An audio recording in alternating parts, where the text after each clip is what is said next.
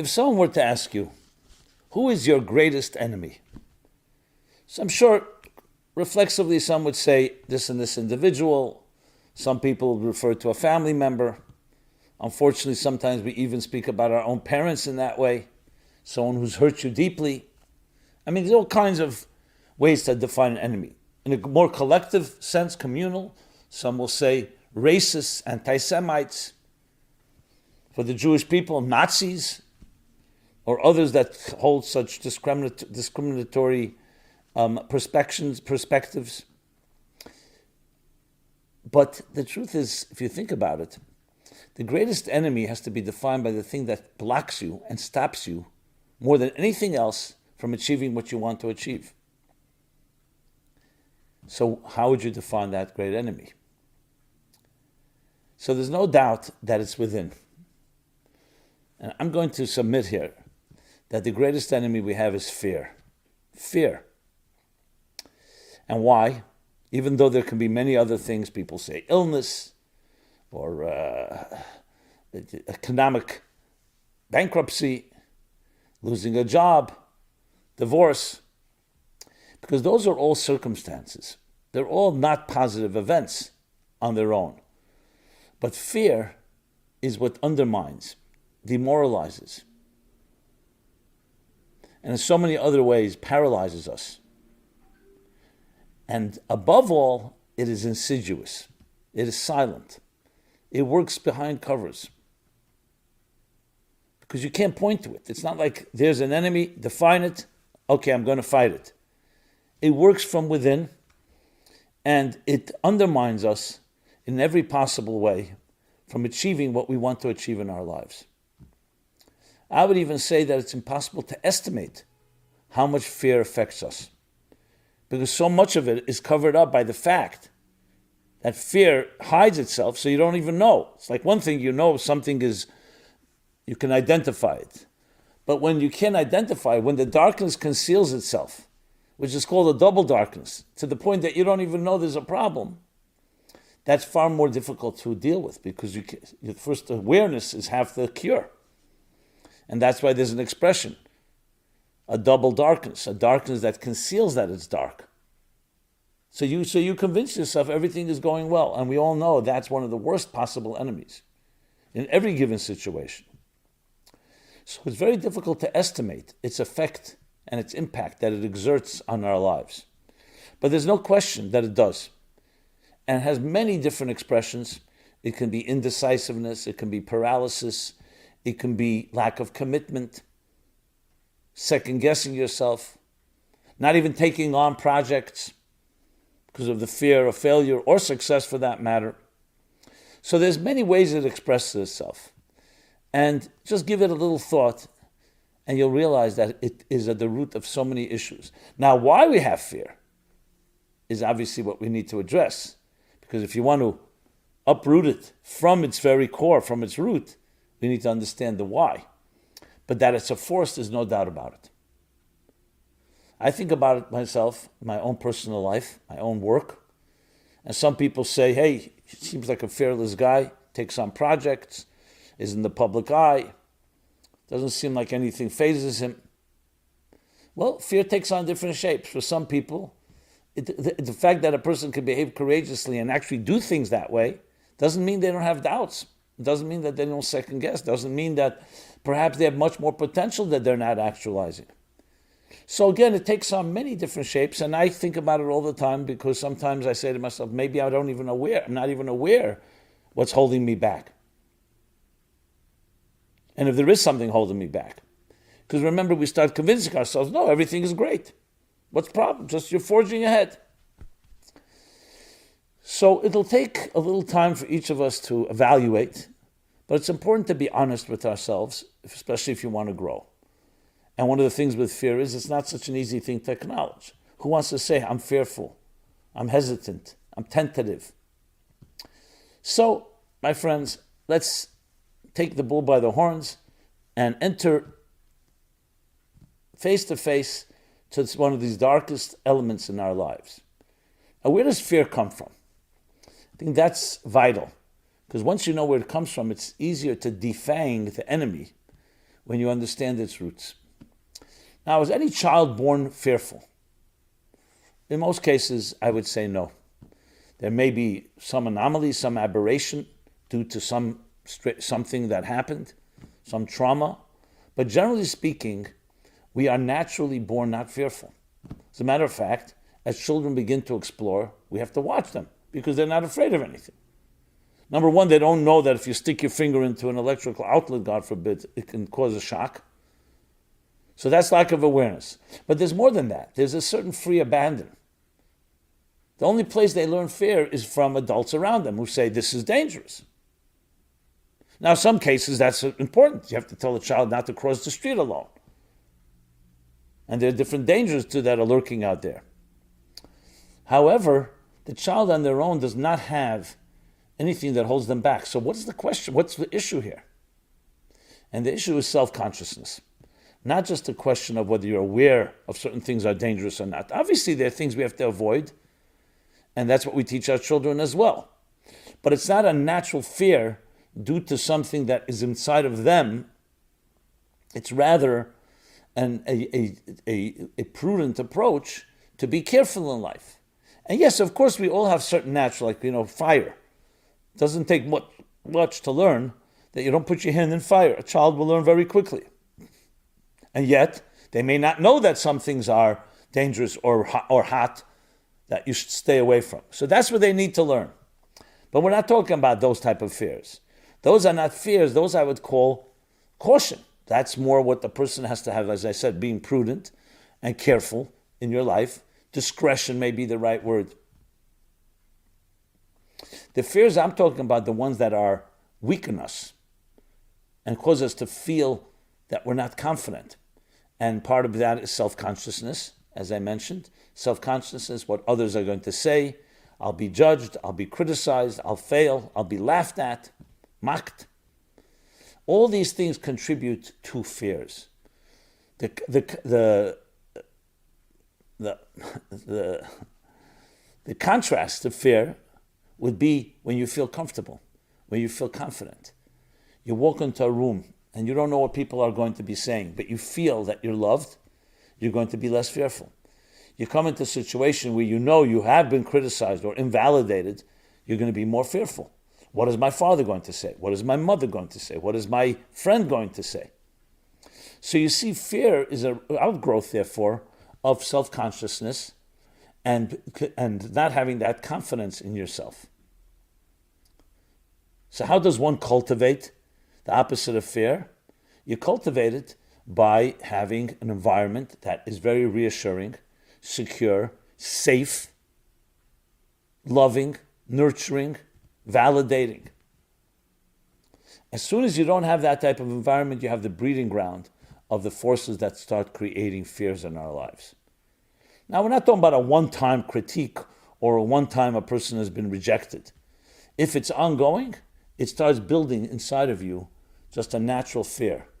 I mean, I've heard from, I can't tell you how many people, when my father would come home, I was always trembling because he was always finding something to critique. For some people, it's a mother. For some people, it's someone else. So what does trembling mean? Trembling doesn't always mean physically trembling. Sometimes it's also physical. It's all part of being undermined and not feeling secure with your situation. So our earliest fears definitely begin in those early years and formative years. And once it gets etched into our psyches, it's much more difficult to eliminate. So then we develop the fight or flight approach. Fight would mean when something is threatening, you go out and fight it. And sometimes to exhaustion, draining your own resources, your own strengths. Or flight, you run away, you avoid it. Now, we know that expression is used also for survival purposes, and sometimes it's necessary. But if your whole life is either fight or flight, when do you engage? When do you have a loving environment that's not fighting and not running? And that goes back to the same point. So one of the symptoms and impacts of fear is either you become a fighter, aggressive, very defensive, assertive, not in a way we're talking about healthy assertive, but you're assertive just to make sure you're protecting your turf, because you've been hurt, so you're fighting for your very turf. Or flight, the denial, passive, a pleaser, and other such reactions. So ask yourself, does that help identify part of your own behavior mechanisms? And if yes, you know there's a fear going on. The counterforce to that is to find a place where you're comfortable and you don't need to fight and you don't need to run and escape. Now, of course, there are situations that have become threatening. There are people who are hurtful, abusive, obnoxious, insulting. And yes, you need to make a determination that sometimes, I wouldn't say that you have to always fight, but sometimes you have to avoid the situation or be wise and tactful. But the main thing is you don't want it to dominate you. You don't want it to define you. You don't want to start becoming a person that's always reacting to these type of individuals. You need to immunize yourself and build a strength where you are an identity outside of these forces. Some people, their co-workers who mistreat them or just are plain difficult people begin to define you and it begins to become a dread in your life. So it's true, you need to deal with that. And sometimes, hopefully you can work it out. But if you can't, sometimes you need to stand up for yourself. And sometimes you need to just avoid fight and flight. But you want to have a life outside of that. As soon as your life is dominated and your real estate, your mind and heart are dominated by the fears or the reactions to people who are behaving in ways that are not healthy ways or very insensitive ways, you have become essentially an extension and a victim of theirs. So it's vital to define all of this, because there's no way you're going to deal with fear if you don't divide and conquer, which is the first step always, to evaluate the situation and choose your battles, try to minimize them, because you want to focus on nurturing and love, which means finding friends and finding people and finding family that do validate you, that do make you feel calmer and more relaxed. We don't have to be fighting or running. Many of us don't realize how important what I just said is. You know why? Because we get so much caught up in the merry-go-round, or the roller coaster, if you wish, that it's hard to identify and separate yourself from your life's activities. That's why it's critical to take a time, space, and think about this. Separate yourself from that which happens around you. Even the things you're completely accustomed to and routine, and even things you've begun to tolerate. Remember, we start becoming tolerating of toxins as well. Not even talking about the Stockholm syndrome where we get attached to those that hurt us. So start identifying yourself separate from the people around you, including workers, including family, including other associates, and so on. And then begin to identify who are the individuals in my life and what are the experiences in my life that are the nurturing ones, that make me feel more relaxed. I know when I'm in presence of that person, I feel more confident. It's not difficult to do if you sit down and deliberately do it. I would suggest a daily exercise to do that. Maybe in the morning when we say Moda Ani and we acknowledge and thank you, the gratitude for returning my soul to me, that may be a good time to think about it. But to designate time on a daily basis, because it's important to evaluate each day. And once you have for some form of the coordinates, if you want, you map out your life relationships and also your experiences. It's easier to identify where the fear is coming from. Who are the people in my life that are causing me to be more defensive, to be more tentative, to be more careful? Again, careful, we're not talking about the healthy careful, but to be avoiding situations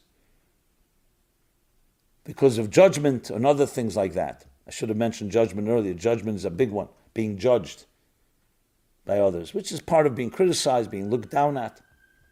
And then who are the forces that are validating and loving? That's step number one.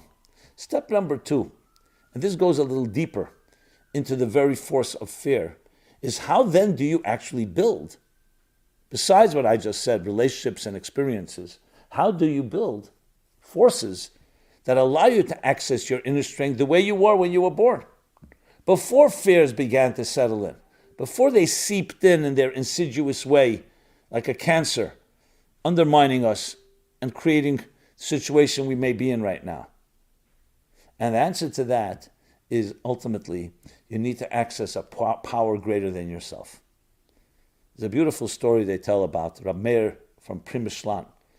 He was a Hasidic scholar, Hasidic mystic, a Rebbe, and he once came to a town.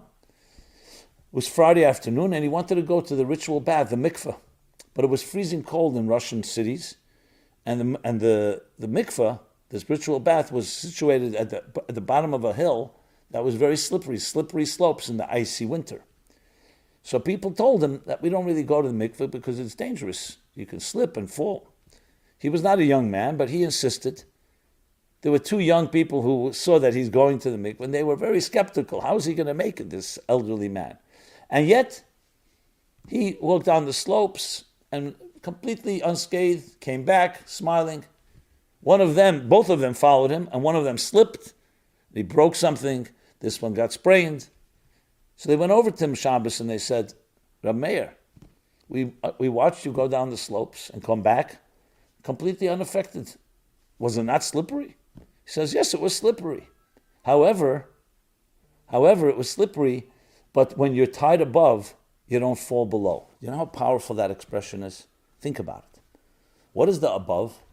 When you have values, when you have spirituality, when you have transcendence, when you have God, something greater than yourself to hold on to. So it may be slippery, but you have something that's holding you, and you're holding it. Don't underestimate the power of our soul, our divine soul. And that's why you see, especially in the area of recovery and addiction, they talk about accessing a power. I've surrendered to a power greater than myself. Individuals who've gone through such difficulties and experienced tremendous fears and tremendous setbacks and challenges, realize that you need that. Sometimes when life is going and it's not slippery, you don't realize that you need that strength. But the truth is we all need it at all times. So building and reinforcing those forces that are greater than you are is the critical component to fighting fear. But you're not fighting it. It's not fighting like, you can't fight darkness, especially an invisible one at that. You don't fight it, you build a strength. So no matter what comes your way, you have that to turn to. And that's ultimately the greatest power of all. It includes humility, because you're getting your ego out of the way. Ego, of course, is just another feeder of fear, because it's about me. So fine, when things are going well and your confidence is going well, but when your ego is bruised or somewhere you're unable to muster that energy, then your ego becomes your enemy because it's all about me. And therefore, since it's about me, what happens is it begins to become a force that works against you. Humility is you get yourself out of the way, including your fears, and you're allowing yourself to connect to something that's greater, and that gives you greatness. And that gives you confidence. No matter what a person has gone through in life, no matter what, even situations that are very dysfunctional and toxic and abusive, traumatic, the fact of the matter is there's always hope, because the fundamental soul within you never grew fearful. It's that we grow fearful in accessing that soul within us. The arteries have become somewhat clogged. The arteries that connect that healthy soul or the healthy heart to the rest of the being, rest of your consciousness. So psychologically speaking, how do you get beyond those clogs? Yes, you do whatever you can, but you also introduce into your life forces that are greater and stronger than the ones that undermine you. And ultimately, forces that are not man-made, and therefore they can't be taken away by human beings. Parents are a beautiful thing when they're nurturing, but they could also be very harsh, very painful, very harmful and hurtful. But when you realize there's a force and something greater and a cause that you connect with that's greater than you are, that is binding yourself to above, tying yourself. When you're tied above, you don't fall below. Now, we're all going to have setbacks at times. That's not the point. The point is that you want to know what to do about it. Setback can just demoralize you and then you give up, you become resigned. Or you could see it as a challenge that allows you to access those deeper resources, to reach upward. And when you're holding on, then you don't fall below. You don't slip below. So we live in a world filled with slippery slopes. We live in a world with many challenges. But as I've pointed out time and again, the challenges are not in our control, but how we navigate them is completely in our control. And navigating them includes finding the tools, the resources, the friends, the environments, the activities that make you feel confident. Confidence breeds confidence. Courage breeds courage. Fear breeds fear. So in addition to what we surround ourselves with, we also connect to our deeper resources within. And this too should be part of your daily ritual. I mentioned before, Moda'ani, thank you for returning my soul to me. That's all you need in life. You have a soul, it's returned to you. It means your value, your indispensable contribution has been renewed. Your contract has been renewed. The contributions you will make in this world that only you can make has been acknowledged, has been reinforced. Every morning, make yourself aware of it. Be cognizant of it. And in addition to that, that self connects you to that higher force. Surround yourself with people that reinforce that time and again. Because you can have that, but then you get into a hostile workplace or a hostile environment and back to the patterns and routines that may be sometimes toxic and otherwise undermining us. So you want to have both coming from both directions, from above and from around you. And when you do that, you create an insulation that gives you that strength. You know, one of the powers of taking time off from whatever you're doing, whether it's work, whether it's other activities that you're doing, it allows you to step back and take stock and look at yourself and think about yourself in context of the things around us.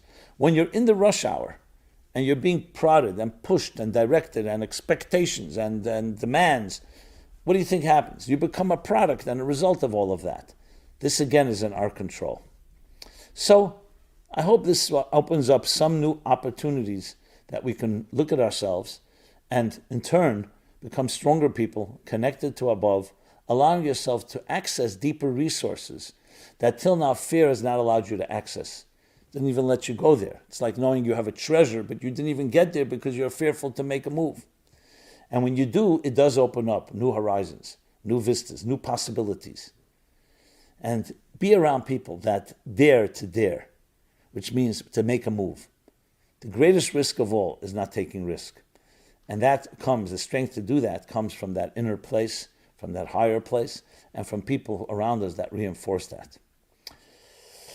So, my friends, there is another option besides fight and flight, and that is engaging in life, love, calm, serenity, relaxed, driven, but confident, and we can achieve far beyond anything we can ever imagine. May each of you be blessed to do exactly that. Dissipate some of your fears, and what do you think will come back to you? Great light, great power, great strength. This has been Simon Jacobson, Meaningful Life Center, meaningfullife.com. Please go there for this program, as it's archived and accessed anytime you wish, as well as other programs and a full schedule of events. We've been talking about many different interesting topics. Some of them are more difficult ones, issues like fear, issues around abuse, and we try to cover the entire spectrum of life, meaningful life, to make our lives more meaningful, more powerful, more purposeful, and change the world for the better, that becomes better than when you entered it, to turn it into a nicer, more beautiful garden. So thank you again for listening. It's always an honor to share a few words. I'd love to hear feedback, comments. Please share this with others. And be well. I will look forward to see you at the next program. And I look forward to hearing your thoughts and suggestions and feedback. Be blessed. This program is brought to you by the Meaningful Life Center. Please help us continue our programs. Make even a small contribution at meaningfullife.com/donate.